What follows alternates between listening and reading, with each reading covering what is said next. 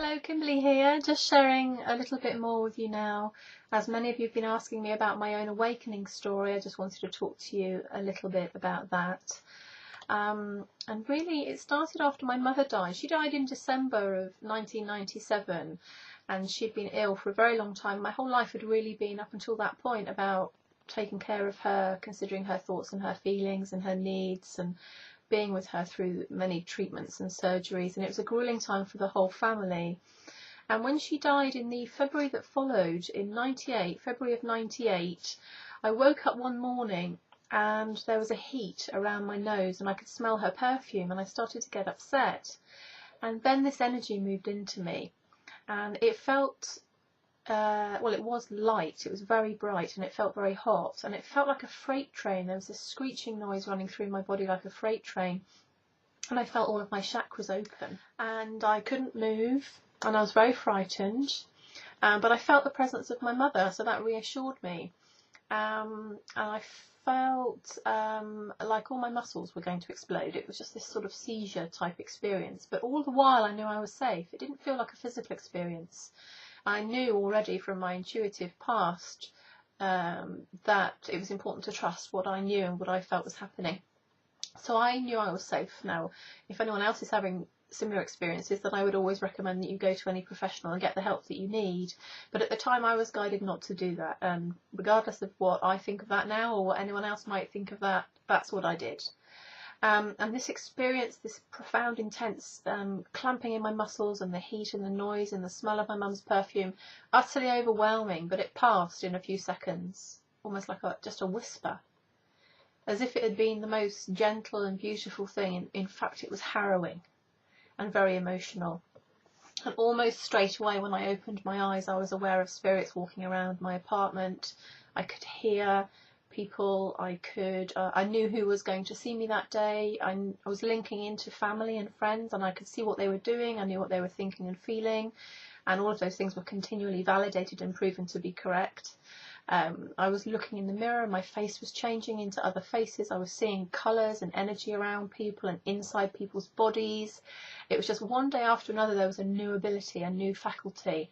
Every time I closed my eyes, it was like a fast forward film, images flashing behind my eyes of every scene in human history, mathematical formulae and geometric shapes and patterns, and it was as if I was experiencing a download, a massive download of information and an awakening of abilities. And emotionally, mentally, physically, on that very human level, it was overwhelming. It was utterly overwhelming.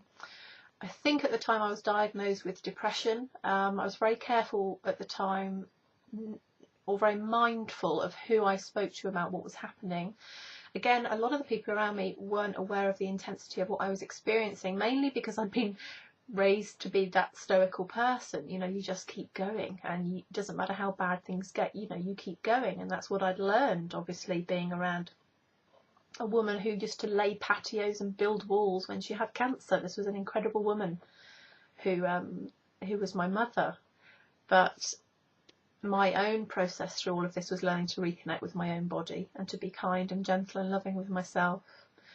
I was off work for ages. I tried little bits of part-time work. I kept trying to push myself back to work too soon because the people around me cared about me deeply, were worried about me, didn't understand what I was going through. I didn't even understand what I was going through.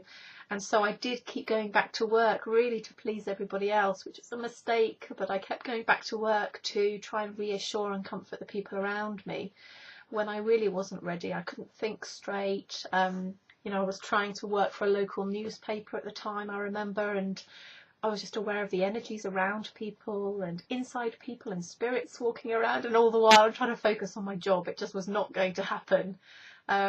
So eventually what happened is my body just gave out, and in one of my other videos I mentioned that in more detail, but I started getting symptoms of you know, adrenal fatigue and stress and depression, and just I couldn't work anymore. Just bit by bit I couldn't work anymore.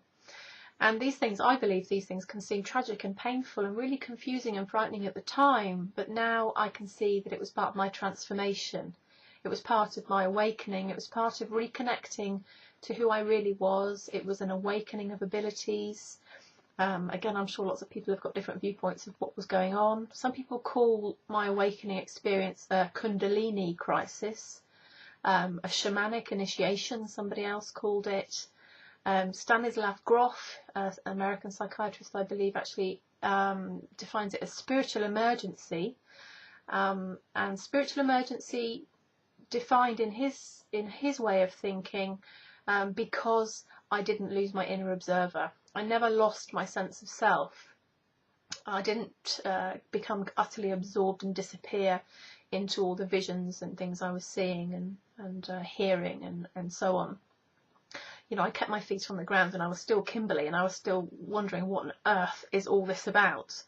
So spiritual emergency really best describes what I went through in 1998, and it took me quite a few years to meet other people that had been through the same thing. And now I am meeting more and more people who went through similar and have been through similar things. There are stories of these things happening to yogis and people in the East, but now it's happening more to people in modern Western society. And I think we're grappling to understand what's going on. And so part of my path is certainly at least just to share my story, so that hopefully other people might feel comforted or reassured that at the very least they're not alone. And I do believe it's part of a bigger picture of the evolution of human consciousness, that there are changes going on in our bodies, in our brain wiring, in our energy, in our whatever it is, this big process of growth I fully know and believe is happening, and that my experience was just part of that. So I hope it's been helpful, me sharing my story with you.